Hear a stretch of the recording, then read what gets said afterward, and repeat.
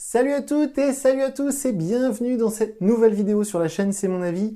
Alors aujourd'hui je vais vous parler d'un smartphone que j'ai utilisé pendant un peu plus de 10 jours et évidemment comme d'habitude vous pouvez retrouver le déballage de ce téléphone sur notre chaîne. Je l'avais fait donc il y a une dizaine de jours environ. Il s'agit du Xiaomi Mi A3. Alors le Xiaomi Mi A3 il vient de sortir il y a quelques semaines de ça. Et il y a environ un an, vous pouvez retrouver certainement l'article sur notre site, ou en tout cas peut-être la vidéo sur notre chaîne. J'avais testé le Mi A2 Lite, qui était une sorte de prédécesseur, on va dire, du Mi A3.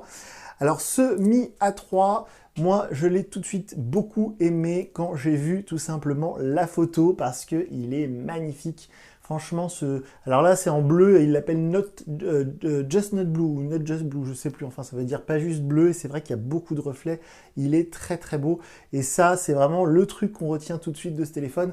D'ailleurs dans la vidéo de déballage, si vous la regardez, j'ai été tombé amoureux de ce téléphone dès que je l'ai sorti de sa boîte parce qu'il est vraiment magnifique.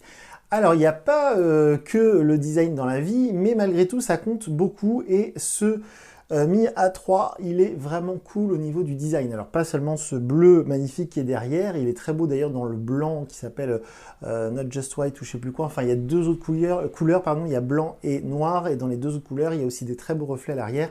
Donc c'est vraiment un très beau téléphone. Et je vous parlais du design, et le design pour moi est réussi dans le sens où la face avant est très harmonieuse, les boutons tombent bien sous la main, il n'y a pas de truc vraiment gênant au quotidien dans l'ergonomie générale de ce Mi A3. Et d'ailleurs, j'ai beaucoup apprécié ce Mi A3, j'ai pris du plaisir à l'utiliser. Alors, je vais commencer par les choses qui m'ont vraiment plu et je terminerai par les trucs qui m'ont un petit peu embêté.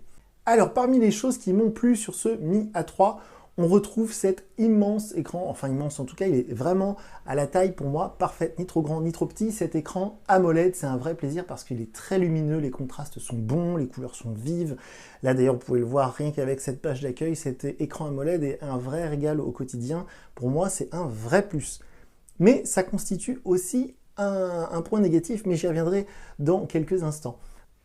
Autre chose que j'ai apprécié sur ce Mi A3, en dehors de cet écran, c'est son autonomie. L'autonomie est vraiment exceptionnelle. Elle est vraiment énorme. Il y a 4000 mAh de batterie, un tout petit peu plus de 4000 mAh de batterie. Ça permet de tenir, en tout cas moi avec mon usage, j'ai quasiment tenu 2 jours sur une seule charge. Ça pour moi c'est vraiment un gros plus, c'est l'autonomie, elle est très réussie. Je pense que l'écran AMOLED y est pour quelque chose, que les écrans AMOLED normalement consomment un peu moins que les écrans LCD. Et je pense que c'est ce qui participe à cette excellente autonomie de ce Mi A3.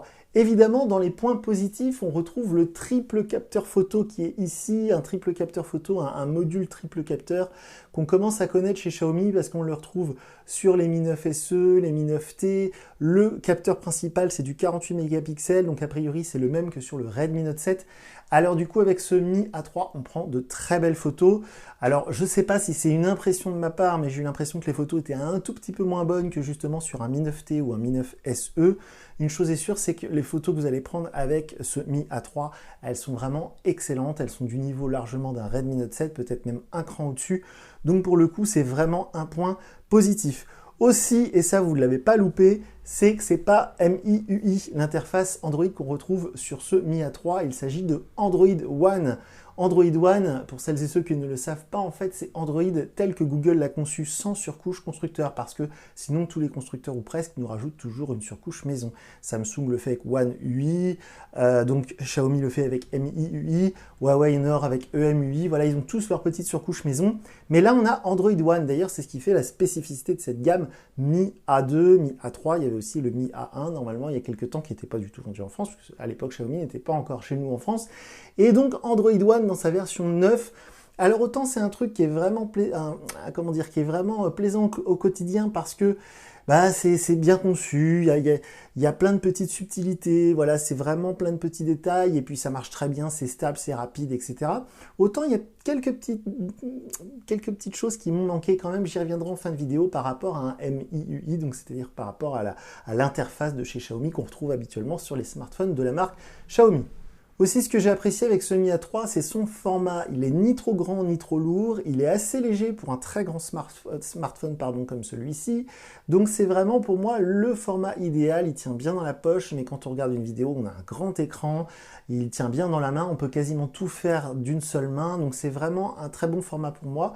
Et aussi, ce que j'ai apprécié, c'est qu'il est relativement léger justement par rapport à sa taille.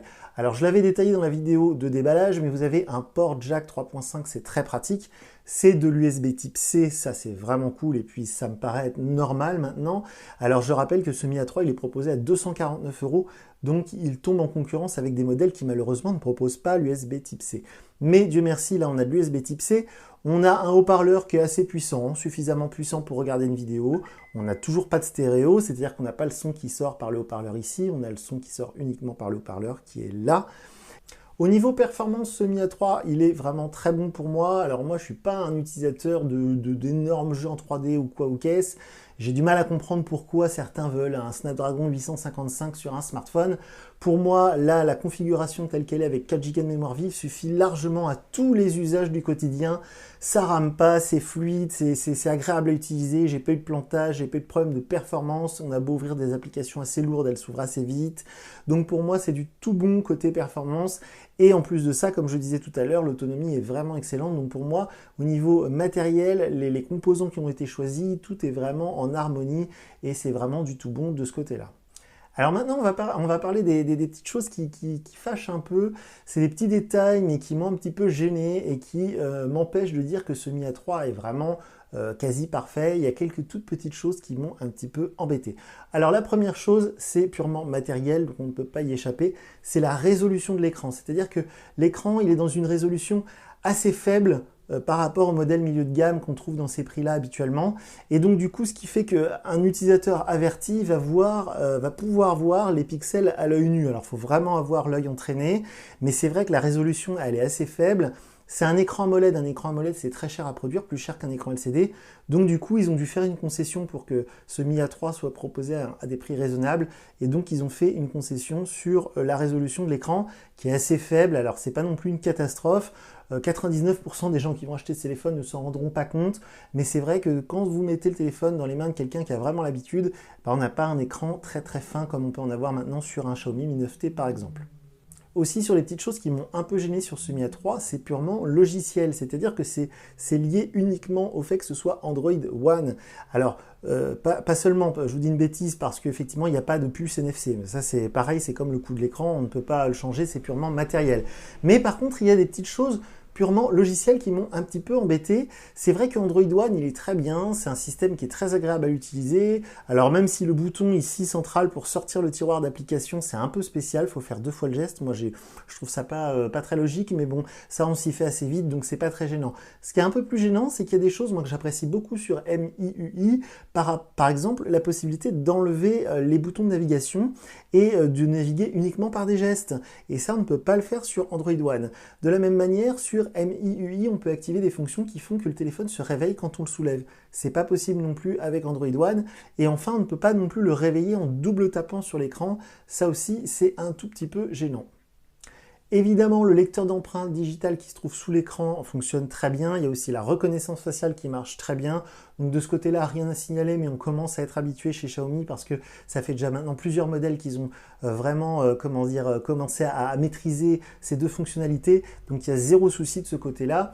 Au niveau aussi de la qualité du son qui sort du port jack, elle est vraiment excellente. Je m'en suis servi en voiture avec un casque audio et tout, la qualité est vraiment très bonne. Et puis un truc qui est très pratique, c'est qu'il y a la charge rapide. Alors c'est pas la charge rapide la plus performante qu'on puisse trouver sur le marché aujourd'hui, mais sur un smartphone à 249 €, c'est vraiment plaisant d'avoir une charge rapide. Je crois que c'est du 18 watts. Une chose est sûre, c'est qu'avec le chargeur fourni dans la boîte, on est à peu près à 2% par minute, donc c'est-à-dire qu'en 30 minutes, vous rechargez à peu près 60%, un petit peu moins. Et de toute manière, comme je vous disais tout à l'heure, l'autonomie est excellente. Donc du coup, vraiment, si vous tombez en panne de batterie, c'est vraiment que vous avez mal géré votre charge de batterie. Donc pour conclure, je dirais que ce Xiaomi Mi A3, il est vraiment excellent. C'est vraiment un très bon smartphone.